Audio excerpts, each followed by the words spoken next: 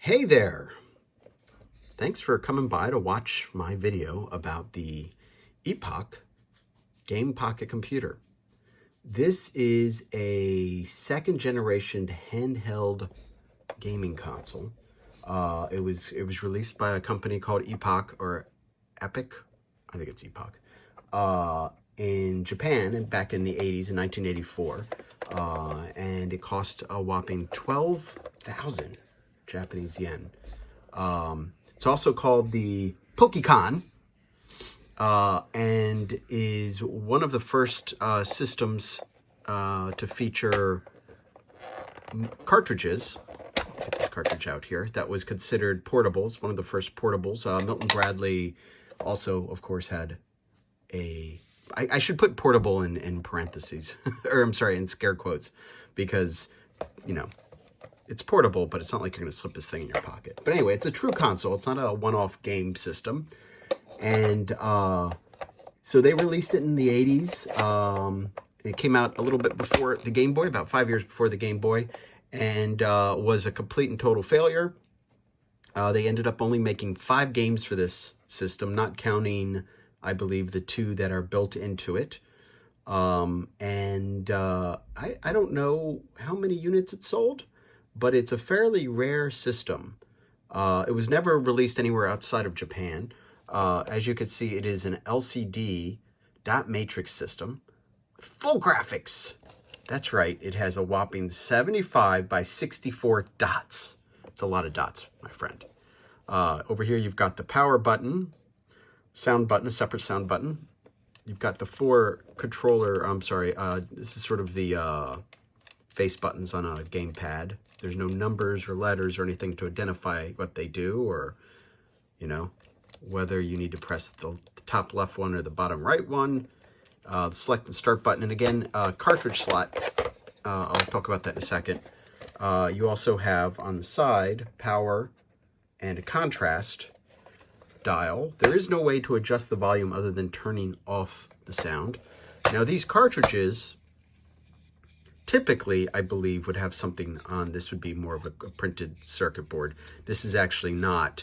This is a fake. This is basically just instructions telling you that this is what a game cartridge would look like, and you'd pop it in here, and cleverly, you can see through the window, snap it in, what your game is that you're playing.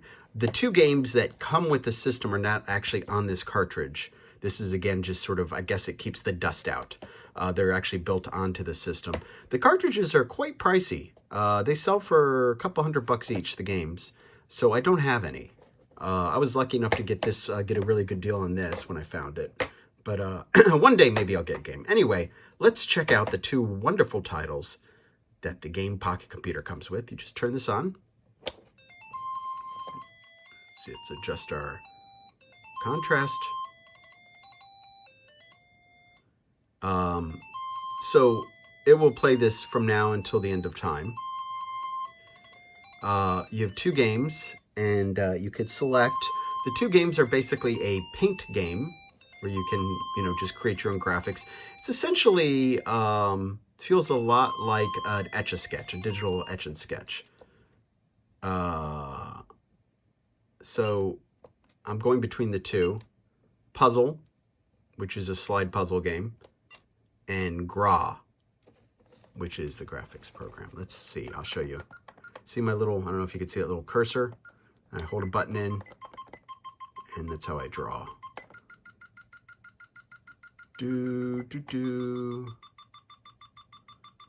No circles for me.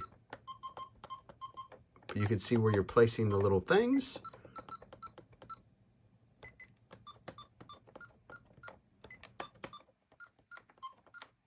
And oh no, what have I done? I think there's a way to delete. Yeah. There. Got your little happy face. So that's your graphics program. Keep in mind, you could take this with you. That's why it's so impressive. And then the other, that's how you clear it, was puzzle. Let's start puzzle. You're timed, and what you have to do is move. It's a sliding puzzle. So I suck at sliding puzzles. I actually find them very frustrating. Damn it. There we go. I don't know how I got down there. But yeah, you get it. You get the gist. This is me playing a wonderful puzzle game. There's no sort of cursor. I don't think these buttons actually do anything. The directional pad feels like it has diagonals on it. If you look closely, you could see the little arrow buttons there. But yeah, that is, in a nutshell, without being able to show you any of the cool games. By the way, the games it came with, some of them were pretty cool. It came with Astro Bomber, which I think was sort of a space side scroller. You're in a spaceship bombing people and shooting people. It came with something called Block Maze, which was a, I don't know what it was. I guess it was a, you're moving packages around. And Mahjong, Reversi, and then it came with a game that was called Sekuban. Oh, Sekuban is the warehouse management game. So that's the warehouse. I can't remember what the Block Maze game. I was looking at this earlier. So the Block Maze game, maybe that was. Oh, that was Pac-Man. That was the Pac-Man knockoff, right? So those are the 5 games. I think the most popular among them was Astro Bomber.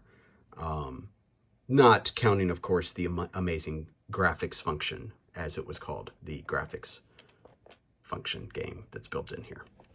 Well, maybe one day I will get another game for this, and I'll show it off to you guys. But there you go, the handy pocket game computer. Let's put a, I'm trying to find something I can show you the same size. Here's a phone, an Apple phone.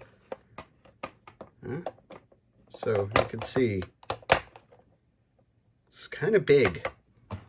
It's misnomer pocket. Well, thanks for watching. If you enjoyed this, or if you like retro gaming, you should check out my website, padandpixel.com. There's a link on the bottom for it, and you'll find a bunch of different retro systems that I own, along with videos for all of them, or an increasing number of them, as well as stories I've written and tons of photos, close-up photos, so you could see what they look like in all of their majesty. Bye.